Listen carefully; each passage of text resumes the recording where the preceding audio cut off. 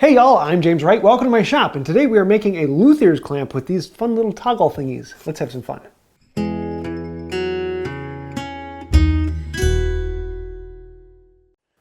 You may be wondering why I'm building another Luthier's clamp. Didn't I build one of those not too long ago? Well, yes, I've actually built several of them over the last few weeks, and I've been trying to find a design and a method that I like and can teach. And so I'm going to be basically duplicating this one that I found, and I really enjoy the size.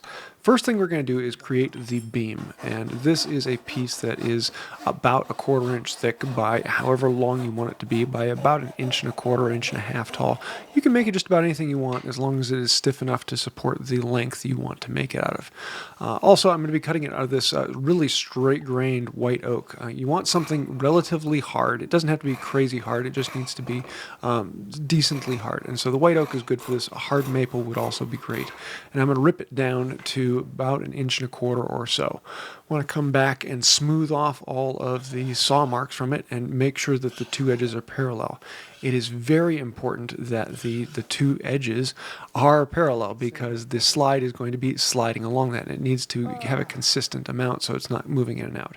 If it's off by a couple thousandths, that's not a problem, but a few hundredths and you're going to run into issues. So I use a pair of calipers that go along this, and I find any spot that is high, I put it back in the vise, and I just hit that spot, and I make sure that I get a nice clean parallel from one end all the way to the other. And then once I have that in set, we can then come back through and resaw this into two pieces.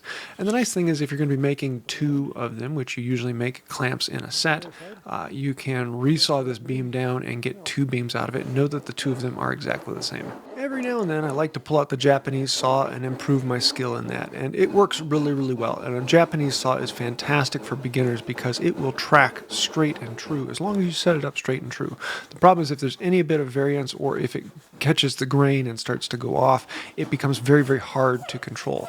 And so that's why I usually end up going back to my Western saw. The Western saw is very easy to control, which means that it's very easy to over control, which is the problem that most people have, is that it's going all over the line because any small twist in your wrist will make it go different places. But once you've developed the skill for it, you have far more control and can track a line a lot longer with a Western saw far easier.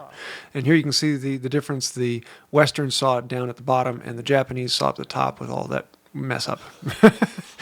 I have to spend a little more time training with the Japanese saw. It is a skill as well, but it is one that is easier to pick up in the beginning. For the jaws, I'm actually going to be using this piece of spalted maple. The figuring that came in here is actually from a fungus that gets into the wood, and it is going to make it a little bit weaker, but in this case it's still fairly solid. So I could go and find something that's really clean and true. I just want it to be a good, hard, durable wood. I could also do this out of oak, but I had this piece of maple and I thought, let's use this. It's kind of a nice, weird little piece, and I haven't had a chance to play with this in a while. We're going to rip it down to be larger than the two jaws put together because we're going to work on these two glued together, actually uncut, not glued, not removed from each other. We're going to work on the two pieces before we cut them apart, and this will allow us to do some of the spacing in it. I want to make sure I have a nice flat reference surface because this board is pretty twisted. You can see how there's some twist in there, so I can go from one side to the other, and I can see it high on the left at my end and low on the right. So I just want to hit the high spots. I don't want to hit the low spots, but these winding sticks tell me exactly where I need to do the work. So then we can come back in with the plane and just hit those high spots. And I'm actually going kind of kitty corner from one side to the other until I get it down. Then I can do a full shaving from one end to the other. And hey, that's a lot better. So now that I have one reference surface, I can use a marking gauge off of that reference surface to mark how wide is this going to be. And I want it to be about 7/8 of an inch thick. Something between 3/4 and 7/8 is just about right. So I can plane it down to that marking gauge line that I knew, and I know as long as I go right to that marking gauge line, it'll be the same thickness all the way across. Now this one isn't as important about how thick or how precise. It doesn't have to be terribly parallel. I'm just going to be putting in a few holes on this. So I'm going to be putting in a 1-inch hole down so that the top of it is 1 inch away from the top of the jaw. And then I'm going to go 2 inches down below that and put in another one. And then I'm going to put in another one at the bottom. Now, if you want all of these, I do have plans available with all of the measurements and drawings. You can find those on my website. I want to lay out all of the marks on the board before I cut it apart so that when I cut them apart, I know these two are going to match in the future. So for the holes, we're going to be drilling a 1-inch hole down through the face, and we're going to drill 3 of these holes. And you'll notice I'm cutting one of them before I cut it to length, and that's because that hole will actually extend out past the bottom. And if I wait and drill the hole after I've cut it to length, then I'm going to have issues with it coming back through. Now I want to actually cut the mortise for this. And so I'm going to bring over the beam and I'm going to mark exactly how wide the beam is on the board. And then I can come in with a marking gauge or a mortising gauge and lay out the 2 sides for the mortise. But it's important to make sure that the slot is precisely the same size as the beam that's going to be going through, because we're going to be working off that. We want to have a nice clean fit for it. And because I'm going all the way through, we're going to be using a 1/4-inch auger bit to run that down. And so you just run a bunch of holes all the way down. And I'm kind of playing on the bias here. I'm going to come in from one side, turn the board around, and then come in from the other side and meet in the middle. And if anything, I'm going to be aiming in towards the middle, so I'm not making them bigger in the middle than they need to be. I want it to be smaller than it has to be. And then I can come back and pare it down through. Now, I could just do this with a normal method of cutting a mortise and just doing it all with the chisel, but I found I like it a little bit better if the sizing works out for using an auger bit. So I'm going to come in with a file and a float, and I'm going to remove most of the material until this gets to the point where it just about wiggles in. You notice how it's a little bit longer on the end, and there's a little bit more space than I want. And that's okay on the side that doesn't move, because we are going to be putting in wedges. For the side that does move, that might be a problem. But if you're going to put in toggles, you're going to need a little bit of space on that. So once we get it cut to length, then we can come back through and rip it down and cut these 2 pieces apart. And so hopefully now these mortises will match up all the way through, and all of your joints and everything will connect and match and look nice. And like that, ooh, those are kind of happy. Now before we go any farther, we want to detail one of these that we're going to save as the non-moving jaw. And on this one, we are going to glue the beam onto it. And I want it to be a really nice tight wiggle in there so that it almost has to hammer down in. And a hammer fit is okay as long as it doesn't split out the jaw. And I'm going to come in with a series of files and floats and slowly work it back. The idea is to sneak up on it. The other thing I want to do is I'm going to widen out the outside edge, as you can see here, because we're going to be putting in some wedges in here. I want to cut a couple slits on the end of the beam for those wedges to fit into. And then we can drive it down in with those slits facing up and get it to just a little bit past proud on the surface. For the wedges, you can grab a scrap piece of wood, and if you chip it off with a chisel, you'll get this natural wedge. You can come in and clean it up with a chisel and pare it down until you get something that's roughly the size you want. And then you can split it to be the same width as the item you are wedging, in this case the 1/4-inch slot. Now I'm going to be using hide glue on this. Why hide glue? Because I want to. I was feeling artsy-fartsy, and so I grabbed some hide glue. Normally I would use some 5-minute epoxy so that I could get back on it, and that would work perfectly fine. With the wedges on here, you don't need any crazy special strong glue. You just need something to hold it in place. So then we can drive in the wedges and fill up the gap. In this case, I actually made the gap a little larger than I needed to be, so I ended up putting wedges on the outside as well as wedges on the inside. Looks kind of nice, it's just there's no reason for them. But it works, and that's all that really matters. So we're going to drive in some wedges, leave those out, let it set to dry and cure, and then we can start moving on to the other jaw. I want to chisel out the waste in between, and then I can come back in and file out this space. This is just a clearance so it can reach in and clamp onto something a little farther in. We do also have saw marks on the face of these that we needed to clean up, and I forgot to do that on the jaw that locks in place, and that meant it was a little bit harder to come back in and clean things out. Once the glue has cured, we can chop those off and then plane down that surface on the outside. I want to round over the edges on here, and I find that really quick and easy to do with rasps and files. I want to break some of the edges with files and a little bit of sandpaper and just make it feel good in the hand so that there's no splinters sticking out, nothing rough and hard. But it's amazing what you can do with a simple file and rasp to do that last little bit of work on there. For the outside edge on there, we'll come in and plane it all down and make all of those wedges pop out. Then we can flip it around and do some more of the detail work that we did on the moving jaw, and we're going to do that all again on the stationary jaw. You can see how there's some glue sticking out on there as well. You can come in with a chisel or a card scraper and just pop those pieces out. So one of the nice things about hide glue is you can leave a little bit of glue squeeze out, and it's not going to be a problem, not going to hurt any finish appearance. But one of the great things about making your own tools in the shop is the finished appearance doesn't matter that much, and it's a great chance to experiment and play with new things, because if it doesn't come out great, it doesn't really have to, as long as it still functions. Now, for the mortise on the moving jaw, we need to make this a little bit larger. I want it to slide in and out very easily, and so I'm going to come into the chisel and I'm going to make it a little bit larger in each of the orientations. Now, if I'm going to be doing this without toggles, I want to keep it nice and tight top to bottom so that there isn't much wiggle room on it at all. But on this one, I am going to be making some toggles, and for that, I've got this scrap of walnut. I had this left over from a mallet head that I made a while ago, and I want it to be ever so slightly thinner than the thickness of the beam. So if the beam is a 1/4 inch, I want this just to be a couple hundredths of an inch thinner. And then I'm going to square it. I'm going to cut it down into a piece that is the same width as height. So this will be a 1/4 inch wide, it'll be a 1/4 inch tall. We can come back in and plane that down. And then with this, we're going to figure out how long does it need to be. It needs to go through the slot, and so it needs to be about a 1/4 inch longer than the beam is wide on either end.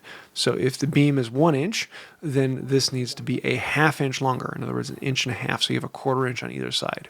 And then I'm going to come in and very, very carefully cut down halfway into the block. And I'm just eyeballing what is halfway. And then, yeah, for some reason my hands grabbed the wrong thing, and I tried to chisel with the mallet, and yeah, like the other day I tried to put hot sauce on my burrito, only to find out that I put Coke on it instead. Yeah, oops.